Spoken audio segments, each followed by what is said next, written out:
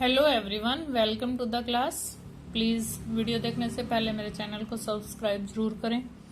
Today we are doing chapter 4 quadratic equations, exercise 4.2 sum number 5। The altitude of a right angle triangle is 7 centimetre less than its base. Right angle triangle का altitude किसको बोलते हैं? Perpendicular को, height को। जो perpendicular है वो base से 7 सेंटीमीटर कम है, लेस देन है। इफ द हाइपोटेन्यूस, देखो हाइपोटेन्यूस 90 डिग्री का एंगल ये लिया है हमने। दिस इज बेस हमें नहीं पता कितना है। Hypotenuse is given 13 centimetre. This triangle is let ABC। Base हम x मान लेते हैं। अगर बेस x होगा तो 7 कम कितना होता है? x minus 7। हाइपोटेन्यूस कितना हो गया? x माइनस, अल्टीट्यूड कितना हो गया? x minus 7। Let base of the triangle is equal to x centimetre. Altitude उन्होंने क्लियर लिखा है। Altitude of the triangle is equal to 7 less than from the base, less than the base. और hypotenuse आपको given है 13 centimetre. Right angle triangle आपके पास है, base altitude और hypotenuse भी आपके पास है। तो कौन सी ट्रायंगल थ्योरम लगाएंगे? By Pythagoras theorem. तीनों का यूज हो जाता है पाइथागोरस में।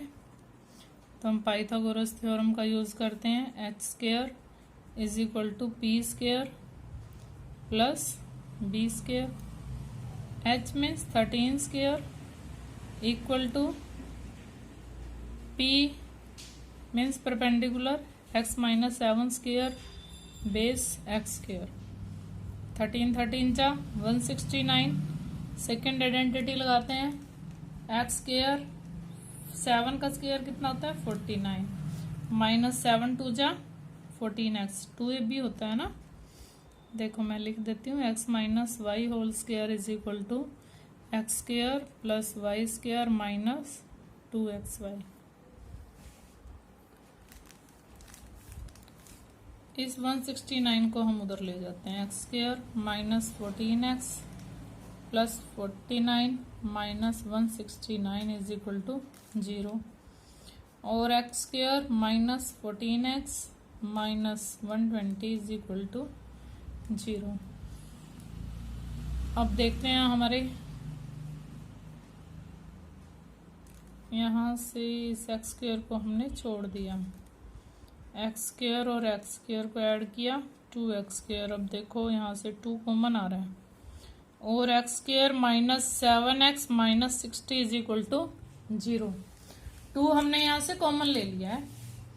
अब देखो 60 जिसकी मल्टीप्लाई आ जाए, माइनस 7 के ऐसे फैक्टर्स बनाते हैं हम।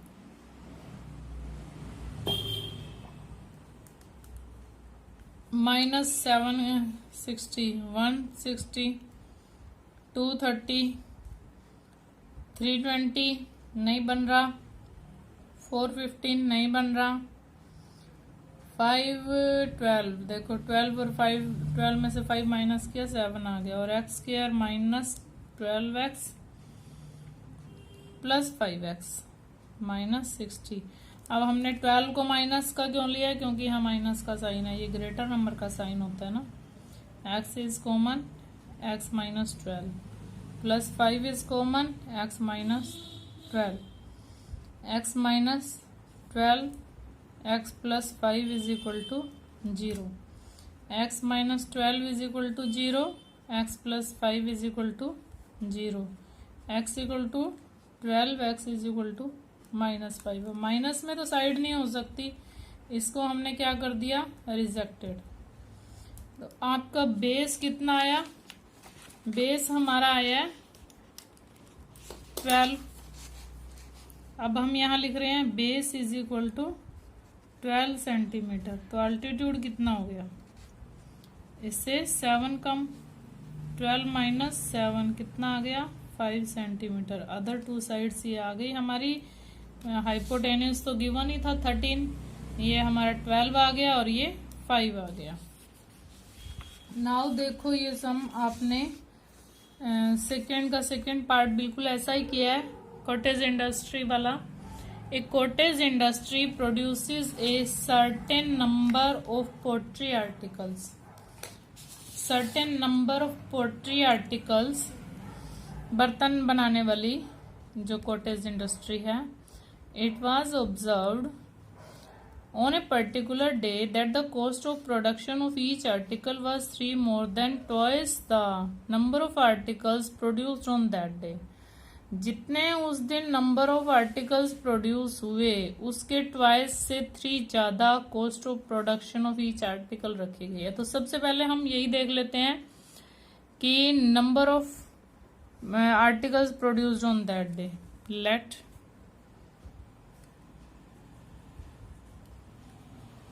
Let number of,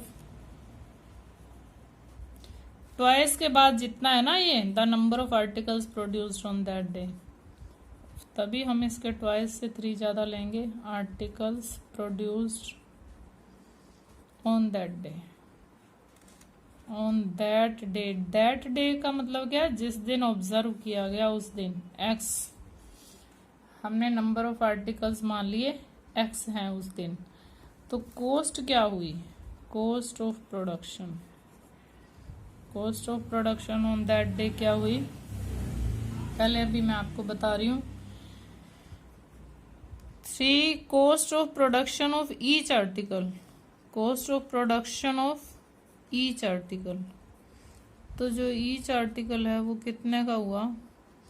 double toys लेना है इसका और उसे 3 ज्यादा लेना है। ठीक है, हर आर्टिकल इतने का है और इतने आर्टिकल्स हैं तो दोनों को हम मल्टीप्लाई करेंगे अकॉर्डिंग टू क्वेश्चन। 90 क्या है? Total cost of production on that day. Total cost of production on that day, उस दिन टोटल कॉस्ट ऑफ प्रोडक्शन क्या आई है? 90 रुपीज आई है, ₹90। तो देखो एक आर्टिकल आपका 2x + 3 का है और इतने आर्टिकल्स हैं आपके पास, दोनों की मल्टीप्लाई करोगे तो भी तो क्या आएगा? टोटल कॉस्ट ऑफ प्रोडक्शन ही आएगा। मान लो 20 आर्टिकल्स हैं उस दिन प्रोड्यूस किए हैं, तो कितनी आर्टिकल्स की वैल्यू? 22 जा 40, 40 + 3 43, 43 × 20, फिर आपकी 960 आ जाएगी। बट ये तो सिर्फ 90 है, इट मीन्स बहुत कम प्रोड्यूस किए हैं। 90 2x² + 3x। अब 90 को इधर ले आते हैं, माइनस का हो गया, 2 कॉमन नहीं आ रहा है। 92 जा 80, मल्टीप्लाई किस में आ रही है? माइनस में 180।